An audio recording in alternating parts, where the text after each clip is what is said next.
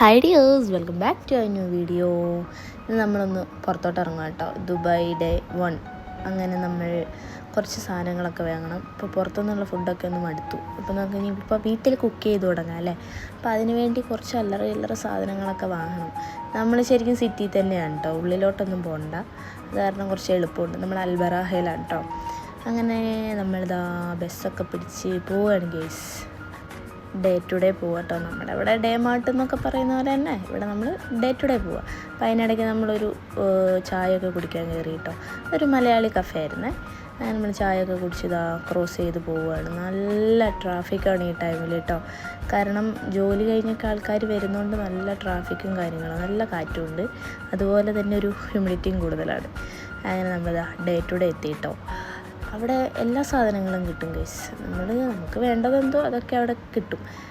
എൻ്റെ കണ്ണുകൾ ആദ്യം ചോക്ലേറ്റ്സിലും കാര്യങ്ങളിലേക്കുമാണ് പോയത്. പിന്നെ ഞാനതൊക്കെ വിട്ടു. പിന്നെ കാശിക്കുട്ടൻ എവിടെ പോയാലും അവനൊരു വണ്ടി നിർബന്ധമാണ്.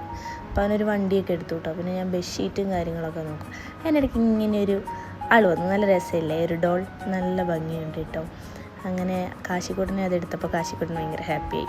അങ്ങനെ നമ്മൾ ബില്ലൊക്കെ അടിച്ചു. വേണ്ട സാധനങ്ങളും പാത്രങ്ങളും ബാക്കി അൽക്കുയത്ത് സാധനങ്ങളൊക്കെ നമ്മൾ എടുത്തു കിട്ടോ. കാശിക്കുട്ടൻ അപ്പോഴും അത് വേണം ഇത് വേണം എന്നൊക്കെ പറഞ്ഞുകൊണ്ടിരിക്കുകയാണ്. കുറേ സാധനങ്ങൾ, നല്ല ഡിഫറെൻറ്റ് ടൈപ്പ് സാധനങ്ങളുണ്ട് ഗൈസ്.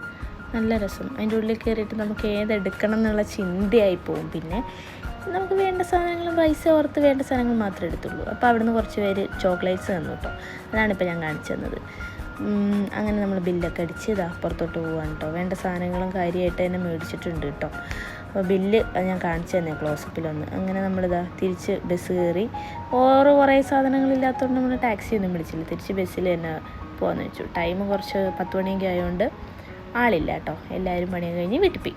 അപ്പോൾ നമ്മളും തിരിച്ച് വീട്ടിലേക്ക് പോവുകയാണ്. നമ്മുടെ വീഡിയോ പുതിയതായിട്ട് ആരെങ്കിലും കാണുന്നുണ്ടെങ്കിൽ അപ്പോൾ ഡു ലൈക്ക്, ഷെയർ, സബ്സ്ക്രൈബ്.